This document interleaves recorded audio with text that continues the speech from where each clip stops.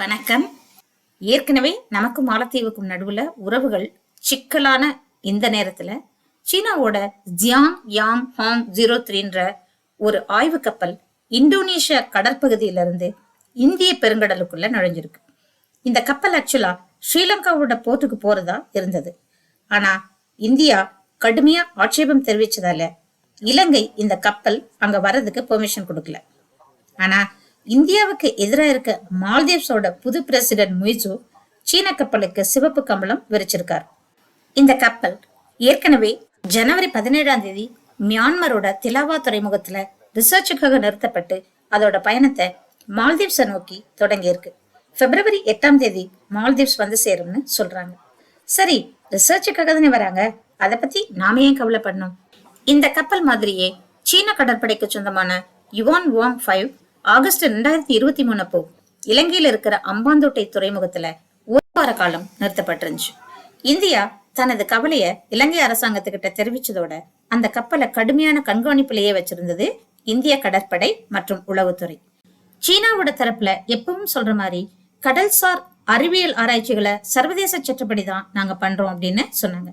ஆனா சீன ஆய்வு கப்பல்கள்ல இருக்க அதிநவீன கருவிகள் மூலமா சென்னை, வைசாக், கொச்சின்ல இருக்க ராணுவ தளங்கள், கூடங்குளம் அணுமின் நிலையம், ஸ்ரீஹரிகோட்டா விண்வெளி மையம், குலசேகரப்பட்டினத்துல வர இருக்க இஸ்ரோவோட 2வது ராக்கெட் ஏவுதளம் அப்படின்னு நிறைய விஷயங்களை கண்காணிச்சு தகவல்களை திரட்ட முடியும். இன்னொரு விஷயம், ஒருவேளை சீனா உண்மையாகவே கடல்சார் அறிவியல் ஆராய்ச்சி பண்ணதான் வந்திருக்குன்னா அதுவும் இந்தியாவுக்கு நல்லது கிடையாது. IOR என்று சொல்லப்படுற இந்தியன் ஓஷன் ரீஜன்ல இருக்க கடல் வளங்களை சீனா குறிவைக்க கூடுன்ற விஷயமும் கவலையான விஷயம்தான். அது மட்டும் இல்லாம இந்திய பெருங்கடலை மேப்பிங் பண்ணும்போது கூடவே நம்ம நேவிய, குறிப்பா சப்மரீன்ஸை ட்ராக் பண்ணக்கூடும்.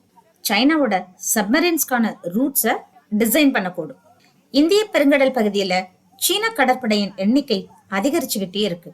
சைனாவோட BRI என்ற பெல்ட் அண்ட் ரோட் இனிஷியேட்டிவ் இந்தியாவுக்கு மட்டும் இல்லாம உலகத்தோட பெரிய அண்ணன் அமெரிக்காவுக்கும் ஒரு வார்னிங் சிக்னல் தான். இது சைனாவோட மிகப்பெரிய எழுச்சியா பார்க்கப்படுது. சைனா தன்னை உலகத்தோட சூப்பர் பவரா முன்னிலைப்படுத்துற முயற்சியா பார்க்கப்படுது. ஏன்னா ஏற்கனவே சைனாவோட இக்கானமி அசுர வளர்ச்சி அடைந்த நிலைமையில இந்த பெல்ட் அண்ட் ரோட் இனிஷியேட்டிவ் மூலமா உலக பொருளாதாரத்தை தன்னோட வட்டத்துக்குள்ள கொண்டு வரக்கூடிய திட்டமா பார்க்கப்படுது. அதனால சைனா பண்ற ஒவ்வொரு விஷயத்தையும் இந்த உலகம் உத்து கவனிச்சுக்கிட்டு இருக்கு. ஏன்னா இந்த பெல்ட் அண்ட் ரோட் திட்டமானது லேண்ட் ரூட் மட்டும் இல்லாம சீ ரூட்டும் சேர்ந்து சைனாவில இருந்து ஏசியா, யூரோப் மற்றும் ஆப்பிரிக்கா கண்டங்களை ஒருங்கிணைக்கக்கூடியதான மிக பிரம்மாண்டமான திட்டம். இது இந்தியாவை சுத்தி பின்னப்பட்டிருக்க வலை மாதிரி தோணுதில்ல. இது சைனா தன்னை உலகத்தோட இக்கனாமிக் சூப்பர் பவரா முன்னிலைப்படுத்திக்கிற திட்டம். அதனாலதான் பாகிஸ்தான், ஸ்ரீலங்கா, மால்தீவ்ஸ், மியான்மர் போன்ற நாடுகளுக்கு மிகப்பெரிய அளவுக்கு கடன் கொடுத்து அவங்க துறைமுகங்கள்ல தன்னோட கப்பல்களை ஆபரேட் பண்ணிக்கிட்டு இருக்கு. இந்த கப்பல்கள் ராணுவ கப்பல்களா இருக்குன்றதுதான் இப்ப இந்தியாவுக்கு இருக்கக்கூடிய பெரிய பிரச்சனை. இந்தியாவுக்கும் சைனாவுக்கும் இருக்க மிகப்பெரிய வேறுபாடு என்னன்னா, சைனா தன்னோட எல்லைகளை விரிவுபடுத்தணுங்கிற எண்ணத்துல இருக்கு. ஆனா இந்தியா எப்போதுமே தேவைப்பட்டாலே ஒழிய யார் வம்புக்கும் போறதில்லை. ஏன்னா இந்தியா தன்னோட எல்லைகளை விரிவுபடுத்தணுங்கிற கொள்கையில இல்ல. சரி, சைனா இந்த மாதிரி தொடர்ந்து அத்துமீறினா சண்டைக்கு போகலாமா? அதுக்கான ஸ்ட்ரென்த் நம்ம கிட்ட இருக்கா? இந்தியா சைனாவோட மிலிட்டரி ஸ்ட்ரென்த் என்னன்னு கொஞ்சம் சுருக்கமா பார்க்கலாமா?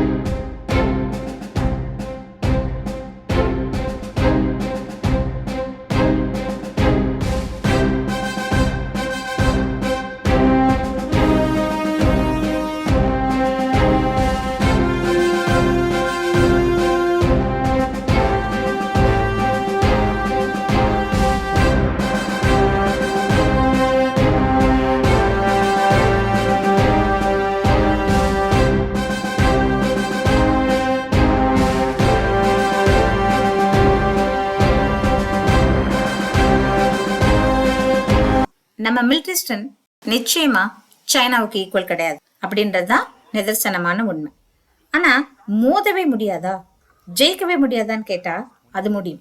ஏன்னா சைனா எப்படி பாகிஸ்தான், ஸ்ரீலங்கா, மியான்மர், மால்தீவ்ஸோட துறைமுகங்களை யூஸ் பண்றதுக்கான விஷயங்களை பண்ணி வச்சிருக்கோ, அதே மாதிரி இந்தியாவும் நிறைய விஷயங்களை பண்ணி வச்சிருக்கு, பண்ணிக்கிட்டு இருக்கு. உலகத்தோட 80% ஆயில் டிரான்ஸ்போர்ட் கடல் வழியா தான் நடக்குது. அது இந்திய பெருங்கடல் வழியா தான் நடக்குது. ஹொர்முஸ் ஜலசந்தி, மலாக்கா ஜலசந்தி, பாப் எல் மாண்டப் ஜலசந்தி, இந்த 3 முக்கியமான ஜலசந்திகள் தவிர மொசாம்பிக் சேனல், சூவஸ் கெனால், சுண்டா ஸ்ட்ரெயிட், லோம்பாக் ஸ்ட்ரெயிட்ன்ற இந்த 4 வழித்தடங்களும் ரொம்ப ரொம்ப முக்கியமான கடல் வழித்தடங்கள். இந்த வழித்தடங்களை மறிச்சுட்டா அந்த வழியா கடல் போக்குவரத்து முழுவதுமாக பாதிக்கப்படும். கொஞ்சம் நினைச்சு பாருங்க, உலகத்தோட 80% ஆயில் டிரான்ஸ்போர்ட் பாதிக்கப்படும். அதனாலதான் அத சோக் பாயிண்ட்ஸ் சொல்றாங்க. சைனா இந்த எல்லா சோக் பாயிண்ட்ஸ் கிட்டையும் தன்னோட ஆதிக்கத்தை கொண்டு வந்தாச்சு. எப்படின்னு கேக்குறீங்களா? ஹொர்முஸ் ஜலசந்தி கிட்ட இருக்க பாகிஸ்தானோட குவாதர் போர்ட் இப்போ 40 வருஷ லீஸ்ல சைனாவோட கண்ட்ரோல்ல இருக்கு. அடுத்தது பாப் எல் மாண்டப். ஆப்பிரிக்காவோட டிபவுட்டி ஸ்ட்ராட்டஜிக்கலி ரொம்ப ரொம்ப முக்கியம். ஏன்னா அது அடுத்த சோக் பாயிண்டான பாப் எல் மாண்டப் கிட்ட இருக்கு. இப்ப சைனா டிபவுட்டிக்கு மீளவே முடியாத அளவுக்கு கடனை கொடுத்து தன்னோட கடற்படை தளத்தை அங்க அமைச்சிருக்கு. இன்டர்நேஷனல் மானிட்டரி ஃபண்டின் தரவுகளின்படி $1.4 பில்லியன் கடனை வாங்கிக்கிட்டு திருப்பி கட்ட முடியாம சைனா அதோட மிலிட்டரி பேஸ நிறுவ அனுமதிச்சிருக்கு டிபவுட்டி, வேற வழி இல்லாம. அடுத்தது ஸ்ட்ரெயிட் ஆஃப் மலாக்கா, அதாவது மலாக்கா ஜலசந்தி. இங்க இந்தோனேஷியாவோட உள்கட்டமைப்புக்கு ஏராளமான நிதியுதவிகளை செஞ்சிருக்கு சைனா. சோ இந்த முக்கியமான 3 ஜலசந்திகளையும் தன்னோட ஆதிக்கத்தை காட்ட சைனா எல்லா ஏற்பாடுகளையும் ஏற்கனவே செஞ்சு முடிச்சாச்சு. அதே மாதிரி மொசாம்பிக்கோடவும் நல்ல ரிலேஷன்ஷிப் வச்சிருக்க சைனா டான்சானியால இருக்க போர்ட் ஆஃப் தர் எஸ் சலாம தன்னோட கண்ட்ரோலுக்கு கொண்டு வந்திருக்கு. இதன் மூலமா இந்தியன் ஓஷன் ரீஜன்ல தன்னோட ஆதிக்கத்தை ரொம்ப தெளிவா நிரூபிச்சிருக்கு சைனா. இதன் மூலமா கடல் வழி வர்த்தகம், போர் நிலைகள் நிறுவுறது மட்டும் இல்லாம மிக பெரும் கடல் வளம் இருக்க இந்திய பெருங்கடல்ல ஆதிக்கம் செலுத்தி இந்தியாவோட குரல் விலைய நெரிக்க பாக்குது. அதத்தான் string of pearls around India's நெக்னு சொல்றாங்க. ஆனா மிஸ்டர் சசி தரூர் சொல்ற மாதிரி அத்தனை ஈஸியா இந்தியாவோட குரல் விலைய சைனா நெரிக்க முடியாது. சைனாவுக்கு பேர்ல்ஸ் அரவுண்ட் த நெக்னா இந்தியாவுக்கு நெக்லஸ் ஆஃப் டைமண்ட்.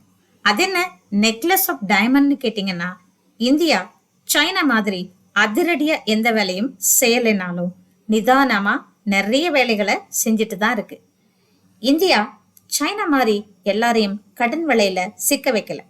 நம்ம கிட்ட மேபி சைனா மாதிரி பொருளாதாரம் இல்லை, ஆனா எங்கெல்லாம் சைனா தன்னோட பிடிய ஸ்ட்ராங்கா வச்சிருக்கோ அங்கெல்லாம் இந்தியாவும் வலுவான நிலையில தான் இருக்கு. உதாரணத்துக்கு சைனா பாகிஸ்தான்ல குவாதர் போர்ட் தன்வசம் வச்சிருக்குன்னா, ஓமன் கூட நெருக்கமான நட்புல இந்தியா இருக்கிறதால அந்த துறைமுகத்துக்கு இந்தியாவுக்கான மிலிட்டரி ஆக்சஸ் இருக்கு. இது நமக்கு மிகப்பெரிய டிஃபென்ஸ் பாயிண்ட். ஏன்னா இந்த துறைமுகம் அமைஞ்சிருக்க இடம் அப்படி.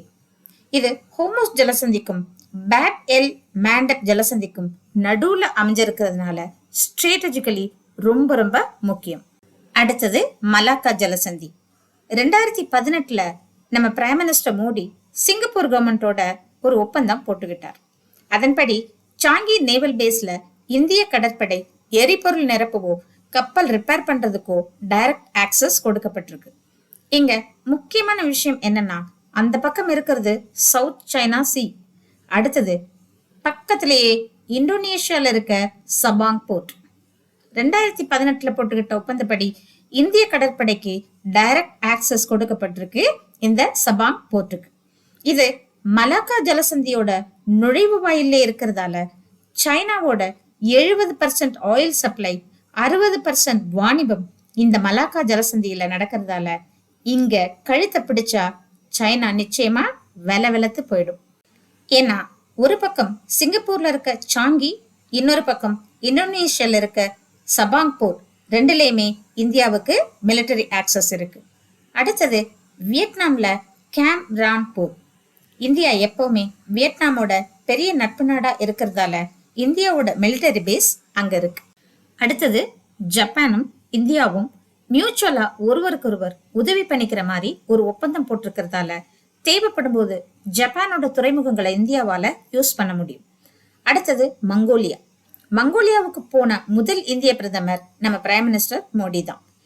இந்தியா $1 பில்லியன் கடனுதவி மங்கோலியாவுக்கு செஞ்சிருக்கிறதால மங்கோலியாவுக்கும் இந்தியாவுக்கும் இடையில ரொம்ப ஸ்ட்ராங்கான நட்பு இருக்கு. அப்புறம் ஈரான்ல இருக்க சபார் போர்ட். 2015 ஈரான்ல விதிக்கப்பட்ட பொருளாதார தடைகளால ரொம்பவே தளர்ந்து போயிருந்த ஈரானுக்கு சபார் போர்ட்டை டெவலப் பண்றதுக்கு இந்தியா $500 மில்லியன் கொடுத்து உதவி பண்ணியிருக்கு. பொருளாதார தடைகள் விதிக்கப்பட்ட போது கூட இந்தியா ஈரானுக்கு நல்ல நட்பு நாடா தான் இருந்திருக்கு. ஆனா சைனா ஈரான்ல இன்ஃப்ராஸ்ட்ரக்சர் ப்ராஜெக்ட்ஸ் நிறைய பண்ணிக்கிட்டு இருக்கதோட பெரிய நட்பு நாடா பார்க்கப்பட்டாலும் நம்ம இந்தியா கூட ஈரான் எப்பவுமே நட்பு நாடா தான் இருக்கு. இந்தியா டெவலப் பண்ணிட்டு இருக்க சபா போர்ட் சைனா பாகிஸ்தான்ல லீஸுக்கு எடுத்திருக்க குவாதர் போர்ட்டுக்கு பக்கத்துல இருக்குன்றது ஸ்ட்ராட்டஜிக்கலி ரொம்ப ரொம்ப முக்கியம் இந்தியாவுக்கு. அதோட ஈரான் எப்பவுமே இந்தியா கூட நல்ல நட்புறவுலதான் இருக்கு. இப்ப உங்க கண்ணுக்கு அந்த டைமண்ட் நெக்லஸ் தெரியுதா? இதெல்லாம் வச்சு பார்த்தா நாமளும் சைனாவை சுத்தி வளைச்சு வச்சிருக்கோமா இல்லையா? அது மட்டும் இல்லாம ஆயுத தளவாடங்கள் மட்டுமே ஒரு போருக்கு முக்கியம் கிடையாது. அது ரஷ்யா யுக்ரைன் வார்ல வெட்ட வெளிச்சமாகி போச்சு இல்லையா? ஒரு போருக்கு திட்டமிடல், எஃபிஷியன்சி ஆஃப் எக்யூப்மெண்ட்ஸ், ட்ரைனிங் இதெல்லாம் கூட ரொம்ப ரொம்ப முக்கியம். சில பிரச்சனைகளும் நமக்கு இருக்கு. உள்நாட்டிலேயே தயாரிக்கப்பட்ட ராணுவ உபகரணங்கள் இருந்தா ரிப்பேர் பண்றது எளிதாக இருக்கும். நாம கொஞ்சம் கொஞ்சமா ராணுவ தளவாடங்களுக்கான உற்பத்தியிலையும் முன்னேறிக்கிட்டு இருக்கோம். கம்யூனிகேஷன் கேப்பபிலிட்டிஸ்லயும் நாம எப்பவுமே முன்னேறிக்கிட்டு தான் இருக்கோம்.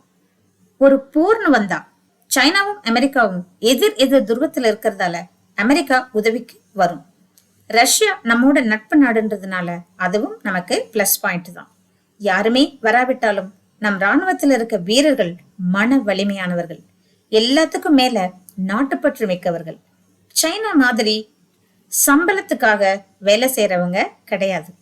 இந்தியன் மிலிட்டரி தான் உலகத்தோட மிகப்பெரிய ஸ்டாண்டிங் ஆல் வாலண்டியர் ஆர்மி. இந்திய வீரர்களோட மொரேல் ரொம்ப ரொம்ப அதிகம். அதாவது அவங்களோட மன உறுதியும் தைரியமும் தன்னம்பிக்கையும் ரொம்ப ரொம்ப அதிகம். இந்த மன உறுதி சீன வீரர்கள் கிட்ட நிச்சயமா கிடையாது. சீன வீரர்களோட மன உறுதிய இம்ப்ரூவ் பண்றதுக்காக சைனா நிறைய விஷயங்களை பண்ணிக்கிட்டு இருக்கு. அதனால 60 வருஷத்துக்கு முன்னாடி இந்தியா சைனா வார் வந்தப்போ இருந்த இந்தியா கிடையாது இப்ப இருக்க இந்தியா. இந்தியா அமைஞ்சிருக்க இடம் ஸ்ட்ராட்டஜிக்கலி ரொம்ப பாதுகாப்பான இடம். ஆனால் யுத்தம்னு வந்தா இந்தியா சைனா 2 நாடுகளோட மக்கள் தொகையும் ரொம்ப ரொம்ப கவலையான ஒரு விஷயம். பெரிய சேதம் ஏற்படும்.